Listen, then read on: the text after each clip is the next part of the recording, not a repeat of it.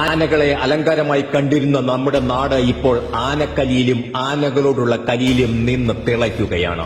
സംസ്ഥാന സർക്കാർ മുദ്രയിൽ 2 ആനകൾ ഉള്ളതുകൊണ്ടാവാം സർക്കാർ സംവിധാനങ്ങൾക്ക് ആനകളോട് വല്ലാത്ത ഒരു ഭയഭക്തി ബഹുമാനം. അറിവില്ലാത്ത ആനക്കലിയുടെയും തുടർക്കഥകളാകുന്ന ആനക്കൊലയുടെയും പിന്നാമ്പുറങ്ങളിലേക്ക് ഒരു അന്വേഷണമാണ് പോസിറ്റീവ് സ്റ്റോക്കിന്റെ ഈ എപ്പിസോഡിൽ.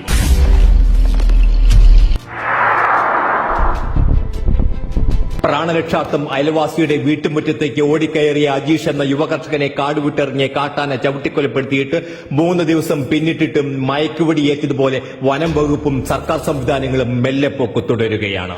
കർഷകന്റെ ജീവനെടുക്കുന്ന കാട്ടാനകളെ കാലപുരിക്ക് അയക്കുവാനുള്ള കരുത്ത് ഈ നാട്ടിലെ കർഷകനെ ഇല്ലാഞ്ഞിട്ടല്ല, കർഷകനെ കുരുതി കൊടുക്കുവാൻ കാത്തിരിക്കുന്ന വനം വകുപ്പിനെ ഭയന്നിട്ട് മാത്രമാണ് അവർ അത് ചെയ്യാത്തത്. വന്യജീവി സംരക്ഷണ നിയമം സെക്ഷൻ 11(1)(a) പ്രകാരം മനുഷ്യന്റെ ജീവനും സ്വത്തിനും കൃഷിക്കും നാശമുണ്ടാക്കാവുന്ന ഏത് മൃഗത്തെയും വെടിവെച്ചു കൊല്ലുവാനുള്ള ഉത്തരവിടുവാൻ ചീഫ് വൈൽഡ് ലൈഫ് വാർഡനും CRPC 133(1)(f) പ്രകാരം മജിസ്ട്രേറ്റ് എന്ന നിലയിൽ ജില്ലാ കളക്ടർക്കും അധികാരമുള്ള ഒരു നാട്ടിലാണ് കഴിഞ്ഞ ഒരു വ്യാഴവട്ടക്കാലത്തിനിടയിൽ 1478 മനുഷ്യജീവനുകൾ വന്യജീവികൾ കവർന്നെടുത്തിട്ടും ഇവിടുത്തെ ഭരണകൂടങ്ങൾ ആയുധങ്ങൾ ഉറയിലിട്ട് ഉറക്കം നടിക്കുന്നത്.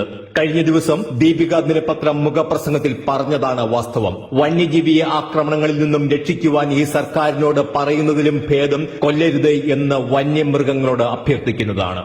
കഴിഞ്ഞ ദിവസം ആന ജീവനെടുത്ത അജീഷിന്റെ മകളുടെ വാക്കുകൾ വിതുമ്പലോടെ കേൾക്കാനാവൂ.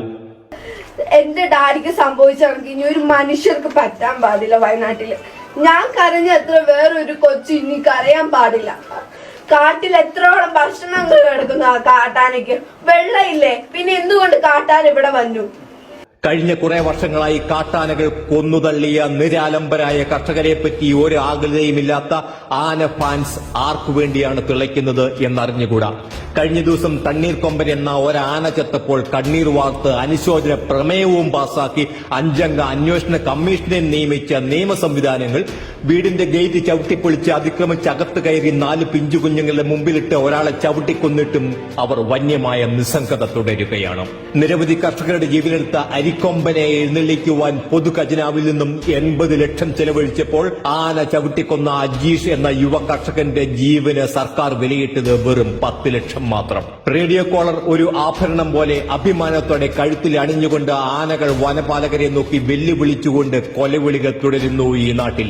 വന്യജീവി പെരുപ്പം കുറയ്ക്കുവാൻ നിയമനിർമ്മാണം നടത്തുമോ എന്ന നിയമസഭയിലെ ചോദ്യത്തിന് അക്കാര്യം പരിഗണനയിലില്ല എന്ന് പറഞ്ഞ വനം മന്ത്രി വനവാസത്തിന് പോവുകയാണ് ഉചിതം. 2017 ശേഷം കേരളത്തിന്റെ വനമേഖലയിൽ 823 ചതുരശ്ര കിലോമീറ്റർ വർധനവ് ഉണ്ടായി എന്ന് വനം വകുപ്പ് സർവേകൾ തന്നെ വ്യക്തമാക്കുമ്പോൾ ജീവിക്കുവാൻ വനമില്ലാഞ്ഞിട്ടല്ല കാട്ടുമൃഗങ്ങൾ നാട്ടിലിറങ്ങുന്നത് എന്ന് വ്യക്തം. കേരളത്തിലെ 11,524 ചതുരശ്ര കിലോമീറ്റർ, അതായത് ആകെ ഭൂവിസ്തൃതിയുടെ 30% വനഭൂമിക്കും ഉൾക്കൊള്ളാനാവാത്ത വിധം വന്യമൃഗങ്ങൾ ഇവിടെ പെറ്റുപെരുകിയിരിക്കുന്നു. പെറ്റുപെരുകുന്ന കാട്ടുമൃഗങ്ങളെ വെടിവെച്ച് കൊല്ലുവാനുള്ള നിയമ ഭേദഗതി ഈ നാട്ടിലും നടപ്പിൽ വരുത്തണം. അല്ലെങ്കിൽ ആ ജോലി കർഷകരെ ഏൽപ്പിക്കുക, അവരത് വെടിപ്പായി ചെയ്തുകൊള്ളും.